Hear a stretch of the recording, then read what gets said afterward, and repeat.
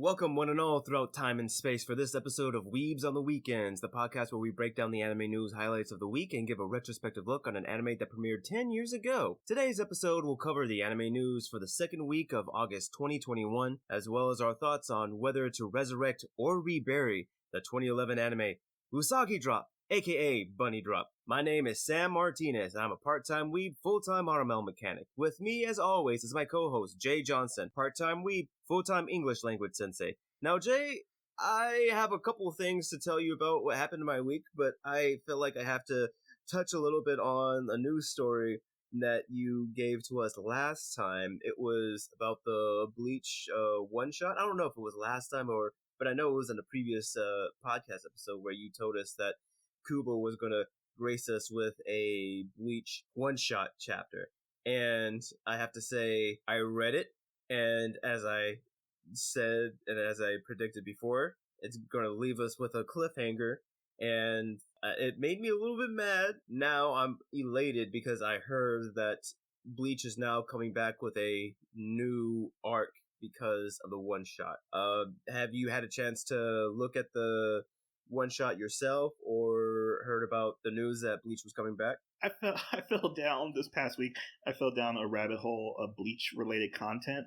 I did not watch, but I did not read the one-shot. Mm-hmm. It was 73 pages, and I was like, you know what? I'll hold off on that because, time makes things better. But I wanted to get over the initial hype around it, so I was going to calm myself down because I've never been a big fan of the Bleach property, and I went down this hole because I wanted to figure out why. And I did find out the reason. So of its 366 episodes, ending with the Fullbringer arc, I believe that's where it stopped. But the thing that I found out of why I kind of just fell off Bleach is because of the ending of, I don't know what you call it, the Aizen arc. That follows a couple of different arcs like Wako Mundo and the Invasion of the Soul Society. But when Aizen is defeated by the final, what is Ichigo's Bankai called? A Gatensho? Like you said, the Mugetsu Gatensho is like the final form where he's essentially using all of his powers in one blow. Exactly. And I watched all the episodes of that leading up to that, and I'm like, I am so satisfied with this, yet it continues on. And I think I was just so robbed of my joy of the series. So it's not Taikubo doing the Force extension that we talk about with a lot of shonen properties, but it's just that with that ending, with Aizen being one of the greatest or one of the most popular villains of all times, and how he goes out essentially whining like a little brat, saying how he lost and why, Yukihira could have, why didn't he follow the same path that Aizen did, and talking about the Soul King. And I'm like, I didn't need to know who the Soul King was. It's just one of those things of the Bleach world is so much bigger than that they're going to show us, and I'm completely satisfied with that being a mystery. How I didn't need to see Naruto become Hokage. Spoiler alerts, I guess. But I think Bleach up to when Aizen gets defeated is such a perfectly folded in itself story. He got his powers by accident. He wasn't all these Quincy things or experimented on beforehand. But it's just him giving up his powers to defeat this ultimate bad, and it's the perfect bookend. And everything after it just robs it of that feeling of satisfaction for me. So that's the hole I went down. But I guess I want to hear from you is what makes that different? Having him lose his powers, why? He's essentially going back to the way that he was in the beginning. So then why? What was the point of the story if nothing essentially changed? Because he did something. He made a difference. Okay. You don't need to extend the hero's journey past the end point. That's all why heroes' journeys end. And with Ichigo, especially that, he's been thrown into this world of chaos and disorder and supernatural hierarchies with gods and demons, just beyond the scope of a ordinary high school student. And I thought that was such a beautiful end to a shonen show, that the thing that made him special ended up saving the day, but he lost the thing that made him special. And that's kind of beautiful because they always, with Taikubo, he was always balancing the supernatural and the normal life of Ichigo with his sisters, his dad, blah, blah, blah, spoilers about his dad, and then his friends at high school. And I just thought that was like a very satisfying way of saying like, yes, I satisfied what my destined power was for. So now I can go back to being an ordinary student knowing that I did something great with what I was given. So I was like, you know what, bruh, hands down to you, Kubo, for doing that. But then, everything else. So I think that could be like a part one, and then everything else is considered a part two kind of way that Naruto has Naruto Shippuden and then Boruto for part three technically. So I think that kind of what separates One Piece, not One Piece, but Naruto and Bleach, why one works and the other doesn't. While One Piece is just an Odyssey adventure that you kind of have to take it as a whole because all the parts are so intertwined that you never know when something is going to be inspired into something else. Sorry, I'm going down a giant rabbit hole, but to say that I fell down this Bleach hole and I now appreciate Bleach for more of what it was at the time and what it is in my, I guess, nostalgia. Awesome, and I'm glad that you. I mean, I'm glad that we had this little conversation because I have a better appreciation for that moment now too, and like I definitely like looking back on it, like I see it in a different lens, and I appreciate like you said, like sometimes it sort of harkens to like what Childish Gambino says, like usually over here in the West, like we want things to keep going, we don't really want it to end, but like you said, sometimes with Hero's Journey, it needs to end, and sometimes having that that knowledge that you did make a difference and that you were able to bring others to your level to carry on the work that you were able to do at that time. Sometimes that satisfaction is enough at the end of your journey. It's funny that you just said that. Sorry, it's just really funny that you just said it. Like how you just worded that is actually what Kishimoto said maybe 2 weeks ago about a question asked him about, is it all right for the Boruto writers to kill off Naruto? He's like, it's their story. They can do whatever they want. If Naruto is in that story, then that's their character now. I've already told my Naruto story, so if they want to kill him off, that's in their right. So yeah, that's really interesting that you said it. You worded it almost verbatim what you said, but it's very cool, Sam. But you got the news for us because I got the review, you got the news, so yes, I got the news, and this first bit of news, it sort of reminds me a little bit of like what we've been saying before. Before I say that, time code description, beep bop boop. Now you know where they are at, so we're gonna go on with the news. And as I said, this first bit of news, it sort of reminds me a little bit like what we said, how conventions are starting to come back to in-person full swing sort of thing. Like, for instance, yesterday was Free Comic Book Day here in the U.S., and the comic book store that I went to, they're going to do 2 comic book days because there was a convention in Orlando that they have an actual booth where most of their stuff is at. So they were giving out issues yesterday, but next week everybody will be back, so they'll be able to do a sort of free comic book day in town. And again, just to segue into the news, with this, we learned that the toy company Good Smile has announced that it will host its, I believe, either a convention or gathering known as Smile Fest to have its first in-person event in the States at the Rodeo 39 Public Market in Orange County, California, August 22 this year, 2021. Again, just showing how people are starting to get back into the swing of things. People are going in person, and hopefully show that people are trying to sort of socialize together in a safe way in these pandemic times. Are you familiar with the company Good Smile? not at all. And I was actually surprised to hear that.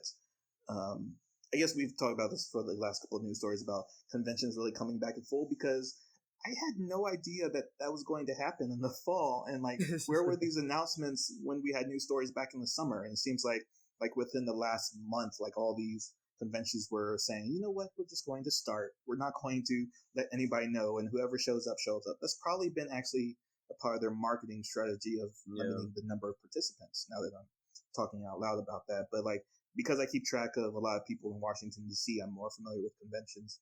going on in that area. So like I think Awesome Con was either this weekend or the past weekend, and then Otaku Con was the previous week to that. So it just seems like everything's going to be ramped up. So I have no idea about Smile though. Oh yeah, so essentially, Good Smile, it's a company. Again, as I said, it's a toy company, and they are known for their Nandroid and Figma figure lines.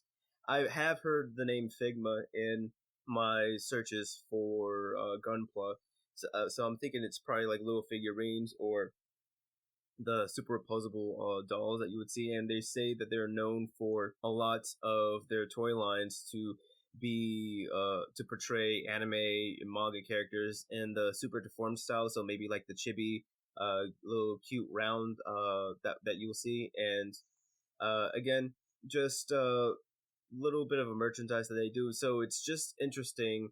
Oh, I guess like one thing that I've forgotten, that like even toy companies, like they do conventions for themselves, and like it's just interesting to see that. So on to the next bit of news. With the Olympics coming to a close, and as we have been saying all throughout the times the Olympics, that weebs are plenty abound during the not festivities, but during the different events. And for the closing ceremony, one thing that sort of tickled my fancy was that Lisa's Gorenge opening theme for Demon Slayer was played in a ska version, and you would see, oh my goodness, the video and the choreography of seeing everybody dancing to Demon Slayer. It just does my heart good.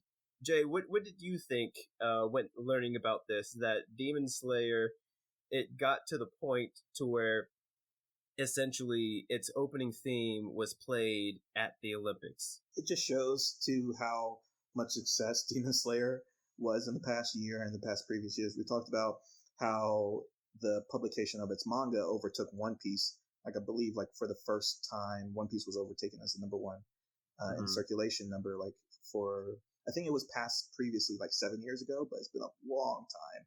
And the movie, again, Mugen Train, broke box office. It got the Tokyo Animation Oscar Award, essentially.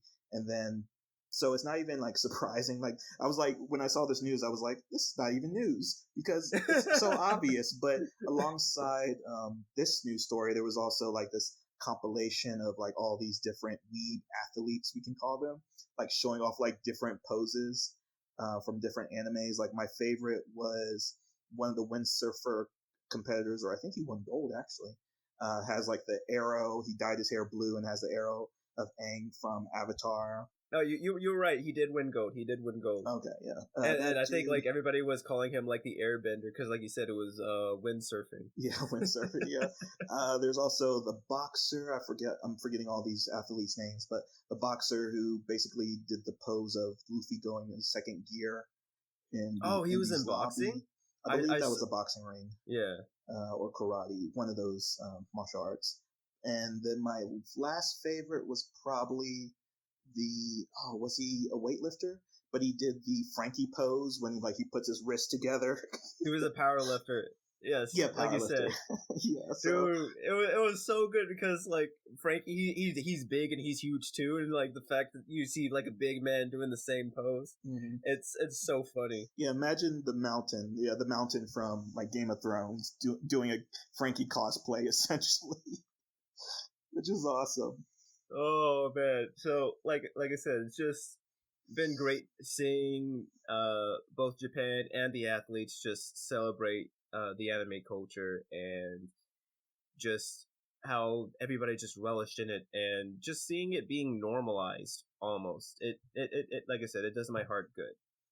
So on to the next bit of news, and me being the local JoJo fan, I have to put this out there, but the part 6 for JoJo's Bizarre Adventure, known as Stone Ocean, was given its video promo debut, and it should be streaming on Netflix. Let me see.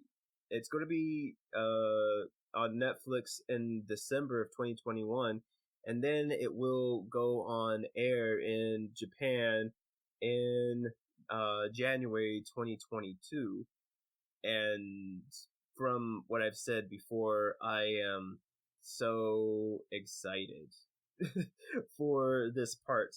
And Jay, as we've talked a little bit about earlier in the earlier before we started the podcast, you mentioned that you were a bit confused. Oh, well, I know, like, Jolene is in jail for something that she didn't do, or maybe did. I'm not sure really, but yeah, there's a lot. The editing of the preview, or the PV, is so fast paced. It's so much JoJo about it. It's like really hard to comprehend and to take in. Like, it demands like multiple viewings. Like, the one thing I really caught on to was like, Jolene is whose daughter? From Jotaro. a different part? Jotaro. But Jotaro and her spell their last names differently. And I was like confused about that because I'm a fan of Diamonds is Unbreakable. Yeah. And I was like, okay, that's weird. So like that was like one little confusing thing. I was like, maybe I need to watch this.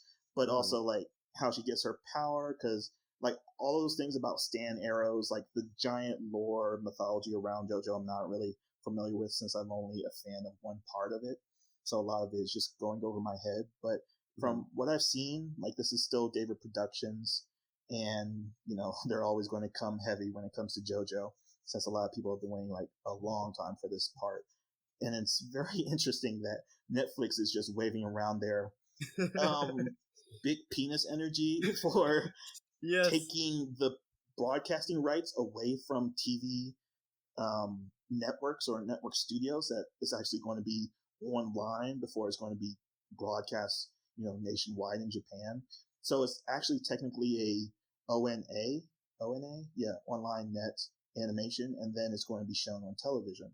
So it's very weird that they're going to take this approach, and it just shows how big Netflix has become over the past like half decade, I guess, because for Netflix Japan to really push this forward like that, they're really making a statement. Oh, no, definitely. And I think that, as you had mentioned it makes me think that it seems as though, like streaming, it seems like for a while that streaming was going to take over TV broadcasting. And this is one of the biggest turns to where that's actually going to become reality, because I feel as though, like, with it being broadcasted on Netflix first, its viewings on the television would essentially go down because everybody has Netflix. I mean, you're assuming everybody has Netflix, unless, you're out in the boonies somewhere where, internet's bad.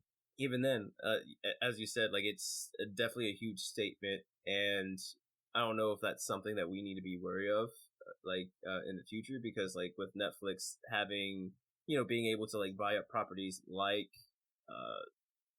JoJo's Bizarre Adventure, you don't know if they're going to. Well, so far with the anime, it seems as though they've been pretty loyal to the source material. But as we have seen before with the live action movies, say like with the American version of Death Note, or I'm trying to think, there is another one, or what we were talking about a little bit earlier off air with the Avatar franchise, on them making that live action. It makes you a little bit leery on like what they're going to do with certain franchises. If they start feeling themselves and puffing up their chest, be like, oh, I took this popular show, and I showed it to everybody before they were able to put it on the air. Essentially, like when they start knowing what all that they can do. But I guess that's sort of like putting the cart before the horse right now. I'm just very glad that this part's getting animated, especially because I think I've mentioned before, I've tried to read this part before, and I was only able to get halfway through it, and I wasn't able to find the subsequent manga to finish the part. So now I'll be able to see the story in its whole. And Jotaro is my favorite character, so it's nice to see him, especially him, interact with his daughter as well. So, all right, let's go. And I think that this will jive with you a little bit more, just because of your love for the Lovecraft horror. So they, I'm sorry, not they, but my a developer, a tabletop developer known as Maruaushi, has developed the game known as Mountains of Madness, Summit of the Evil Gods, Kyoko-san Miyaku Jashi no Senrei, if you're a Japanese elitist. And they had announced that they are launching a crowdfunding so that they can fund a 10-minute pilot anime film for their tabletop game to essentially go towards an anime film for it. And it's just very interesting because, as I said, this tabletop game was essentially influenced by the Cthulhu mythos with a similarly titled book, At the Mountains of Madness. And the game focuses on a scenario of players exploring and climbing a mountain in a horror themed story. And even though this game has no direct connection to the Call of Cthulhu, but there's also another similar board game known as Mountains of Madness. But essentially, it's just very interesting to me to see that how the Japanese culture, how they're trying to take Western influences, as we've seen in My Hero Academia with the superheroes. And it just was surprising to me that they would be so influenced by Western horror, such as the Call of Cthulhu, to try to do something like this. So I guess my question to you is, like, is this surprising to you? Do you like that they're trying to make a pilot to make a anime movie essentially about a book that Lovecraft had done in the past? What are your thoughts on this? I've played the board game before, and again, that's not one of those mediums that kind of translate. Like, you kind of get the feeling like it's one of those things that, Lovecraftian nerds can kind of push up their glasses saying, yeah, I played the board game, and yeah, you can kind of revel in that because it's so niche, is that those that do love it kind of like, I mean, Whovians are kind of a large body, I guess, of, British Anglophiles. But yeah, with Lovecraft, it's kind of hard because of who he was as a person. It's again one of those things of dividing the work from the author or the creator. And Lovecraft has kind of fallen into that discussion at every point with all of his properties, because like, how do you really support, medium of a creator that had really questionable beliefs and ideologies? But for Japanese, producers or people that want to create in that medium, I'm looking forward to, because we've seen Toonami take on Joji Ito's Uzumaki, and I don't even know where that is right now, because it was supposed to premiere this year. Maybe it did premiere, but I don't have Adult Swim in any capacity, so I have no idea if it even premiered this year. So it's kind of fallen off on my radar. Same thing with like the Berserk series, with the creator passing away, and I think it was in the news this week that his final chapter is actually going to be published because it was finished. Yes. And that is so Lovecraftian horror. So like, Japanese people always have this good sense of their culture is so involved with like the supernatural, and a lot of that is with horror, even though it's very hard to translate horror like across borders or across nations' borders. Like, you see that most readily like with the Ring series that just keeps coming back in the West. Like, I believe there's like 3 Ring movies, a reboot and another reboot. Oh, and don't forget about The Grudge. Oh, The Grudge, thank you. Yeah. So those are kind of akin, like The Ring and The Grudge kind of go hand in hand because they have like the same signifiers in them. But I'm kind of looking forward to this because, again, I don't like being scared. I like when horror is done well, which I guess means I like being scared. But I'm looking forward to this. Awesome. And it's just very interesting to me because we've been looking at works recently where they would essentially take video games where they have like that RPG style or sort of like with the multiple routes, such as I think Chaos Head, Steins Gate, the Fate series, the Demon Snow. No, was it Demon Snow? It was Hakoki, I think. The one that had the one anime that was based off of multiple roots, and so it's not uncommon for them to see them make an animated movie about a tabletop game. So I guess it's sort of like within that prerogative. But I guess like that could be a question that we could tackle like later on. Is like why would franchises with multiple roots, or why is that so popular to be animated? Like why is everybody in a rush to get that sort of thing animated? But like I said, it's just it just caught my my eye. It was very interesting, and that's all that I have for the news. I don't really have a good segue to the light and slightly sad, wholesome anime that we're going to be talking about. So, Jay, I'll let you take it from here. All right, no problem. We don't always need a segue, but it is a 10-year review of the property called Usagi Drop, and Usagi means rabbit, but the translation always says bunny drop. So, like Sam always says, the time codes are going to be in the description. We're going to do our 3-episode test and talk about our general thoughts about the series. And this was my pick for the anime to discuss, and I was actually pretty sure you were going to hate this series because of, I know you have a propensity for series that are not very episodic or slice of life, Yeah. or very non-fantastical. But it's weird that the premise of this series is that a 30-year-old salaryman adopts a 6-year-old daughter. And I thought, since we were both 30, I thought maybe I felt attacked. I was like, maybe this is kind of the time to kind of talk about a series that kind of goes overlooked because of, like what we said at the beginning, is that anime as a cultural export is always serving in the fantastical. It's always serving in these like bombastic stories of laser beams being shot out or spaceships being blown up. And that reflects in like a lot of people's like favorite nostalgic series. But then there's like series like this, which you don't really come across that often. And it falls into this weird genre of father and daughter slice of life, which has kind of been repetitive over these past 5 years that I've been seeing. And that's kind of, again, why I wanted to talk about this series, is that in 2016, I believe, was Sweetness and Lightning.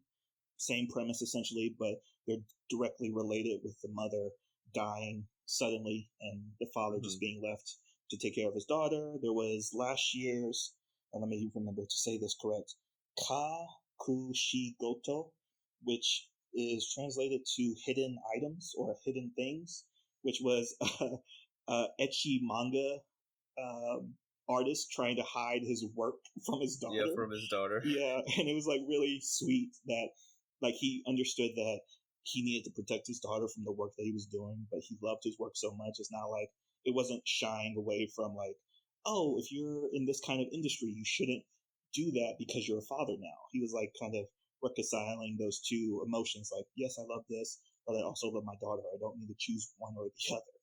And then this year we actually saw a very long, I think it was a light novel called Higi Hero.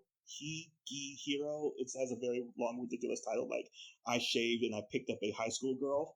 Yes. I remember you mentioning that. Yeah, that's not a father-daughter relationship, but it's more like an older brother, younger sister relationship. So I kind of put them in the same category. So then, what do you think about works like Somali, Spirit of the Forest? The one where it essentially is like the android is taking care of that human. Yeah, that's a very good. Yeah, man, I wish I brought that up. But yeah, that's one of those fantastical stories side of it. So like there are these sides of like caretakers and then the non-fantastical side of it. And this is the one that's more mundane. It's slow pace. It's just father or older brother just taking care of this person and trying to figure out if they're good at it, if they should keep doing it. They battle with the dilemmas of like, am I the best person for this? Should I hand it over to someone else? And that's where the conflict and the drama comes from. There's no giant overarching plot like in Somali, where like it's the androids search for meaning, and there's like this mystical world, and like there's a demon lord, and blah blah blah, but all these things.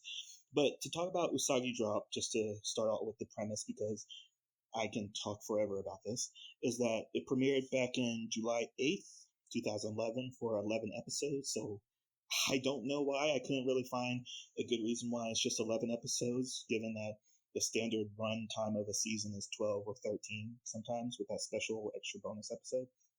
But Usagi Drop is based off a manga series that's animated by Production IG. And Production IG is not the studio you expected to do something like this.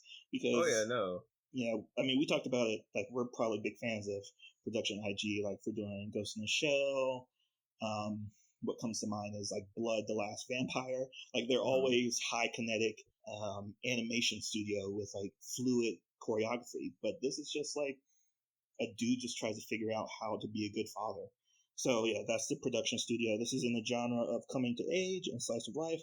The story centers on a 30-year-old bachelor and salaryman who, after his grandfather passes away, chooses to adopt his grandfather's illegitimate daughter, who is basically the source of scorn or abandonment by the rest of the family. Who's like, you guys are really treating this in a disgusting way. This child needs to be taken care of. And as a 30-year-old, he's like, I'll do it. I mean, it's a weird, shift in someone's lifestyle to say, like, I'm going to adopt this person, or I'm going to adopt this child that I literally just met a few hours ago, because of the disgust and that my family, that people I've been around for my whole life, are treating this person that is our family with so much disdain. And I think you made a earlier comparison with Summer Wars, so we'll talk about that a little bit. Yes. But this is rating PG-13, and it's available on Crunchyroll and Funimation, which that was another news story this week, that the Crunchyroll Funimation merger did happen. Yeah, it went for... It finally went through? Yeah, it finally went through for $1.75 billion. Holy guacamole, dude. Yeah, so now that's finalized. So I guess they run the world now, or run the world of anime, or, the only ones fighting that. They low key have. There's no low key about it. They have a monopoly on the anime, at least like here in the West. Oh yeah, for sure, yeah. But yeah, and now they have Usagi Drop as well. So there's really no good place to start with this, Sam. But we did our 3-episode test, and it's really hard for this kind of series to do a 3-episode test, because it's just self-contained stories after self-contained stories. There's no overarching plot. There's some like background life complications of finding out who's Ren's mother is, and like no, like just sorry, didn't mean to cut you off, but like just to sort of interject, like if you had to say that there was an overarching arc, like within the first 3 episodes, as you said, like the mystery on Ren's mother and essentially the circumstances on why she chose not to take in Ren, that's and whether or not Daikichi is essentially the right person to take care of Ren. Like that's sort of like that inner struggle with him coming to the realization on who he believes Ren's best parent for Ren is, and whether or not he would be satisfied with his answer that he comes to at the end of it. Exactly. It's just a life decision. Yeah, it's a life decision. And that's literally what the arc of, I guess, 11 episodes is, because it's just a man trying to figure out what is best for himself and for a little girl that he cares about. And there's very small moments of like him going to go shopping for her clothes for the first time, and he's like figuring out like, oh, what is your size? And he still has that distance of, should I let her change? Am I allowed to change her? I'm not her father, so I'm an adoptive father technically. So like, what is the boundary, or what is his responsibility to her? And like you said, like the 3 episodes for the, I think it's the second episode, is like he discovers like, oh, his grandfather had this maid or assistant that is probably Ren's mother, and then wrap that back around to episode 3 where he's like, oh, I'm going to call her and, reach out. And that's really an interesting story to take it to, like an adoptive father trying to figure out what is the best situation for a child. So, Sam, what did you feel for these first 3 episodes? I would say, like you said, like a bit of the slice of life. I would say, like, the thing that made it endearing was sort of the things I learned along the way. For instance, I didn't know that there was an emergency kindergarten school that you can send kids to, because essentially, I want to say they made it seem like he had adopted her like over the weekend, like when the funeral was, and essentially like that Sunday night he's like they're just like lounging around, and she's like, yeah, like these are all the clothes I have. I'm like, okay, well, let's go and get you some more clothes. And then I just said, when they're out there clothes shopping, he's like, you don't want any skirts? And she was like, oh no, or I can't remember, it was either skirts or pants. And she was saying that they won't let her wear one of the two when she's in school. And that's when it hit him. He's like, oh crap, I need to register you for school, and it's like 7 p.m. on a Sunday night. What am I going to do? Because I need to go to work in the morning. And just sort of seeing him scramble, and I would say, like, it gave me a different sense or different appreciation for parenthood, because in his in his path, or in trying to take care of Ren, he realizes that some compromises are going to have to be made. He's going to have to step down so that his work hours are more flexible, so he can go and he can pick her up from school. And his lifestyle has changed, as you said before. Like he only had one futon in the beginning. He ended up having to get 2 futons. He had to learn how to essentially balance his work life and his life with Rin. And he also had to learn how to be more, more sensitive to her personality and to her emotions. Like, he has to treat her differently than an adult.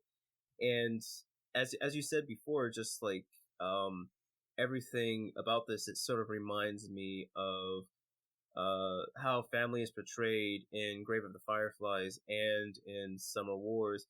With Grave of the Fireflies, we see the kids, they're essentially bounced from home to home with these people that are supposed to be their relatives, and you essentially see how, like, the reality of relatives, how when a family member stays with them for so long, they essentially treat the guest family member with disdain and disgust. And in Summer Wars, I guess, like, a brief spoiler warning for people who hadn't seen Summer Wars yet, but in Summer Wars you see the end of that, when the family member that was of illegitimate birth, as an adult, how they're still essentially trying to work to seek approval from the main family for being there.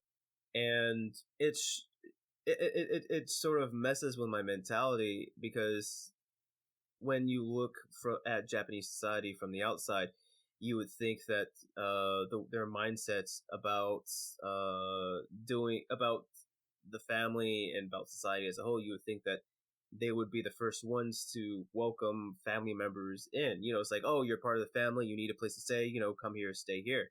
And then you would see, like I said, works like that, and then you see this, and it's sort of, I get like a visceral reaction, especially because of like how close I am with my family. It just makes me pissed off, like Daikichi was, where it's like, what the hell? Like, this kid is 5 years old. They, like, it's not their fault, the circumstances of their birth, and you don't have to take out your frustrations on that party, when, you know, the parties that need to have that retribution, that they're not around. So you know, they essentially take it out on that child, and you know, that's not fair to that child. You essentially so like I felt heated, and I agreed with Daikichi when he was doing. So I guess that's what made it more palatable for me. That's not the correct word, but I didn't mean to use a word so rough, but it's the one word that came to mind. I guess, like, that's what made me watch the show a little bit more, was because, like, I was able to learn a little bit in the process, because I don't have any kids, so I don't know, like, what to do in order to register them. And, you know, again, like, having to shift your hours around to accommodate for them, and just the fact that this guy is wholesome enough to want to give Rin the opportunity that she needs, and he's not being a creep. He's an honest to goodness good person. Yeah, really, because you get that sense where he's just going out through his day, and that's kind of what each of these episodes are. It's just him as the main character, or him as the father going out through his main day, and just seeing how his life. You don't really see how his life was before, but you do see it through the veil of him having to change it to accommodate Ren now, because like in the beginning, like he has single-use utensils. He's not really much of a, he doesn't welcome people into his home. That's part of like Japanese culture. As a salaried person, you work and then you go out to like a ikazaya to party all night long, and then like take the last train back. Essentially, that's generally the work day for Japanese salaryman, and that's kind of the function. He's very well off for himself, because like that's all he ever had in mind. He never had the thought of, oh, I'm going to find a girlfriend, I'm going to get married, I'm going to have a kid one day. That's not his life plan. His life plan is to work until he dies. Yeah, he's like, what's the dude in Jujutsu Kaisen with the glasses? I know who you're talking about. The salaryman, the guy who gets the power up when he goes into overtime. Yeah, and it is that idea of when life just happens, you have to, roll with it, essentially. So I find that very endearing. And like I said recently, what also reminds me of this is that we just talked about From One Poppy Hill. Kind of that same mundane kind of examination of your life in slow beats. Nothing really extraordinary happens. So like that Somali comparison that you said, like there's nothing fantastical about life. And that's why I kind of thought you weren't going to like this, because it does take a very keyed in movie or media watcher to like mundane things, like seeing something done repetitively because you're living a mundane life. Like everyone is living their life, so they don't go to media for that. They go to media to be shocked or scared or to laugh. But with Usagi Drop, it's just endearing man or bachelor trying to figure out how he should be or how he needs to grow up to be the person that this little girl needs. And that's really just sweet, man. Just it leaves you with all the feels of I'll get to you, but just in episode 3 with the opening, like Daichi or Daikachi is very tall and he wants to do the whole father raise the daughter and swing her above his head, but he's like, oh, I'm super tall, and he bumps Ren's head on the tiles above, and I'm like, bruh, you got me. But yeah, that's one of my favorite moments of the first 3 episodes.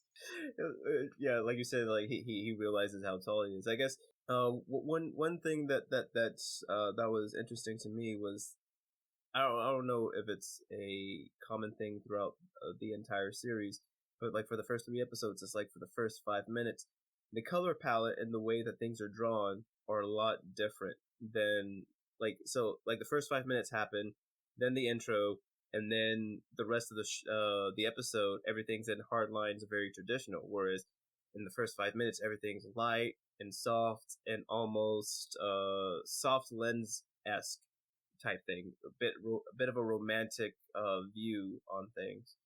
So I that was fairly interesting to me. I wanted to bring that to your attention, and one other thing too, because you had just mentioned it, like how he was a salaryman, he was well off, but yet his family treated him as though he was the black sheep, even though he was doing well off for himself. They talked about him as though like he didn't have any standing, especially his sister, which was weird because she's still at home with mom and dad. What do? Why?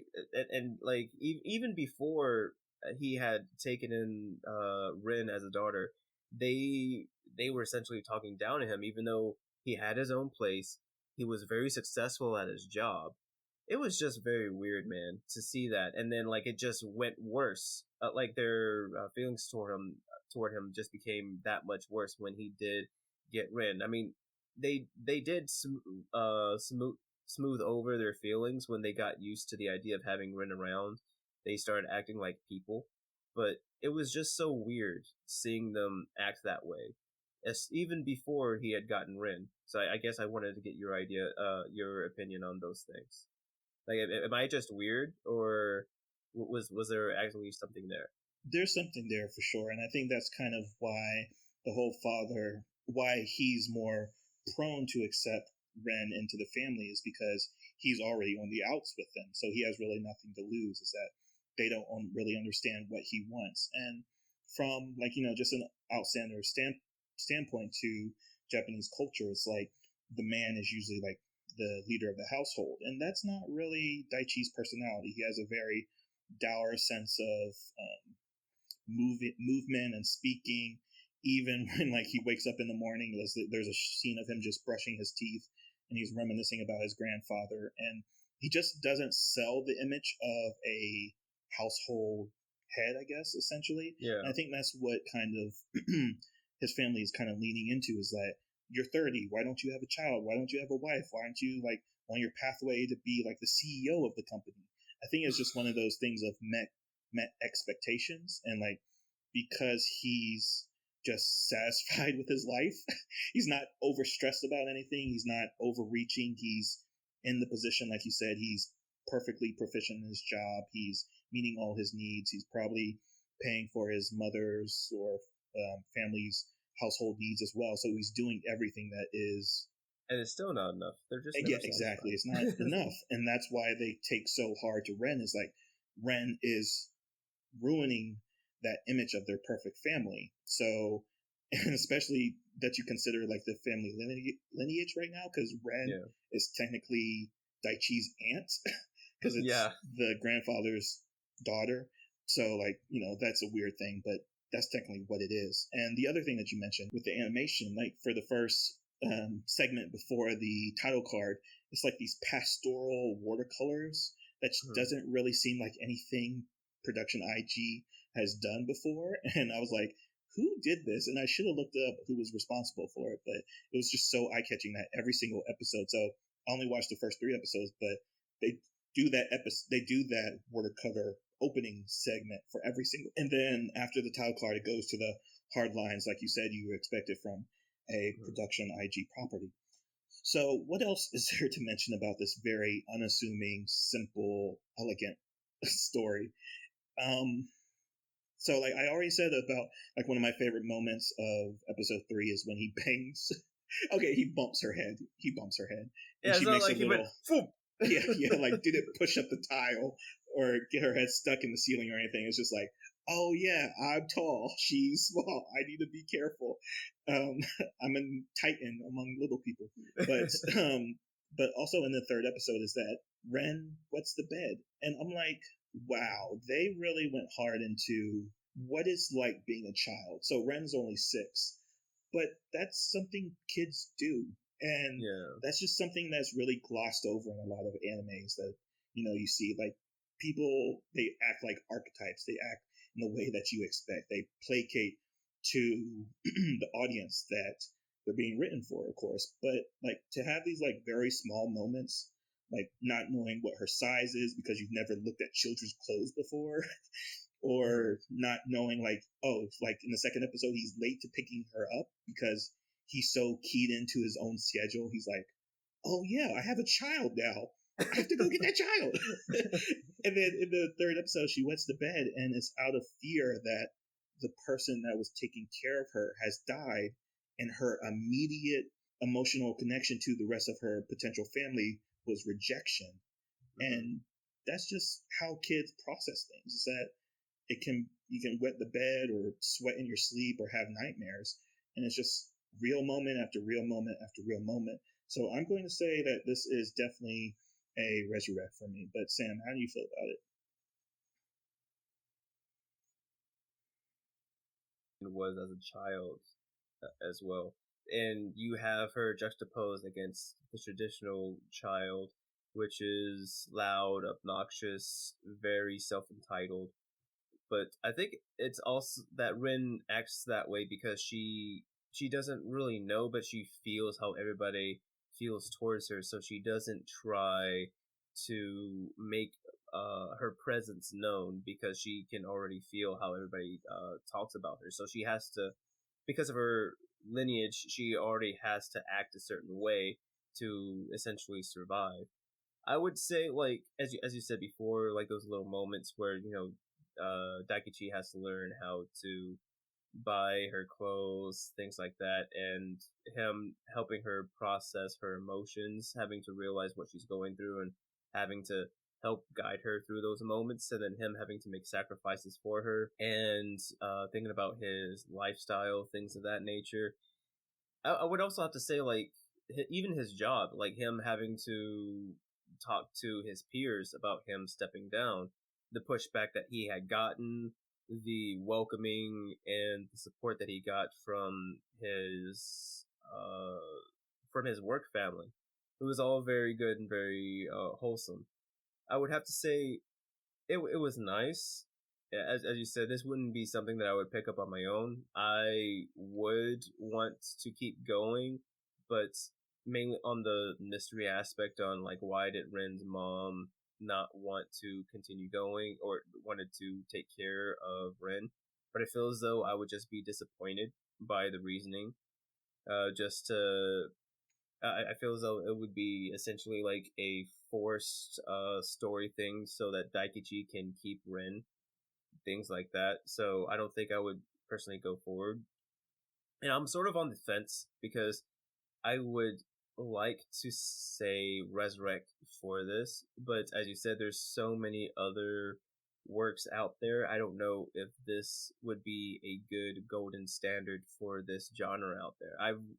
I've seen a little bit of Somali and the Forest Spirit, so I saw like the fantastical version of this, and with that one, it does a lot more because the spirit that takes care of the human, he's trying to learn what it means to be human. So he is growing more than Daikichi in a sense.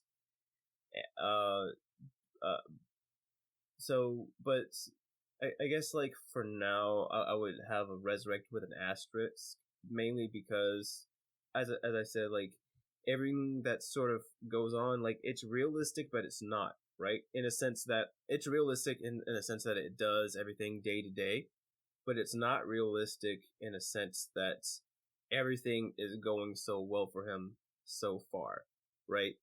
I guess in the first 3 episodes, you're not going to see any real big confrontation or any big struggle that happens. Say, for instance, him and Ren get into a big argument or something else like that, because like this is the very beginning of their relationship. I feel as though you would get that something later on, but as I said before, like the amount, like he even though he did get pushback from his work, it was very minimal, and everybody was very accepting of it. Whereas I feel as though, on average, if he wanted to step down, he probably would have been fired, and he would have tried to look for another job. Like in the sense of like that type of realism. And I'm not sure, like, again, just trying to ascertain like whether or not that's a good standard to start from, or whether or not that form of hyper realism would actually do this type of story that much more justice. I would say resurrect for now until I run into a work that is similar to it and can do better. Okay, so a firm resurrect and a resurrect with the asterisk. All right, perfect. So that is Usagi Drop or Bunny Drop. I do want to close out just as a like not preamble, what comes after a document. It is whatever follows a document. But are you aware of the, not criticism, the renown of the manga of Usagi Drop? No. Okay. No.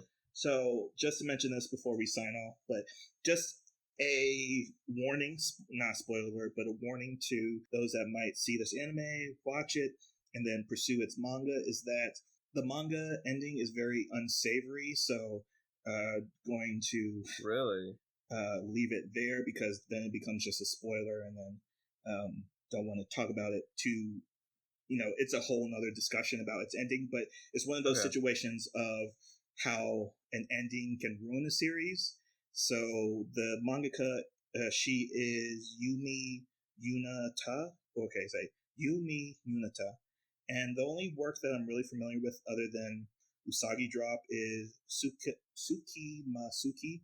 And it's basically the same story, just they're aged up and it's a romantic comedy, essentially. And she has a long list of manga series that she's responsible for. But with Usagi Drop, there's a really bad reputation that the manga has. So I would say, yes, finish the anime and then read the manga up to where the anime ends. But Sam, back to you. Yes, so just saying that the next episode will be covering, I believe it's another pick by you, Jay. It's Heaven's Memos Pad. Or is that me? I think remember. That's you because I'm Usagi Drop.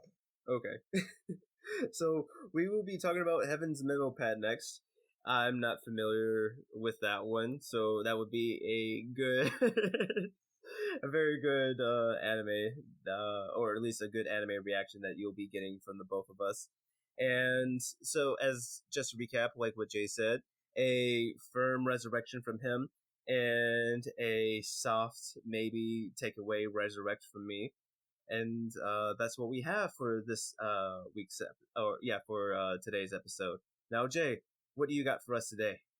All right, so Sam, I know you've been having trouble with this about tying your shoes, so we're going to teach you a little rhyme to help you tie your shoes. So it goes like this. Bunny ears, playing by the tree. Crisscross the tree, trying to catch me. Bunny ears, hop into the hole. Pop on the other side, beautiful and bold.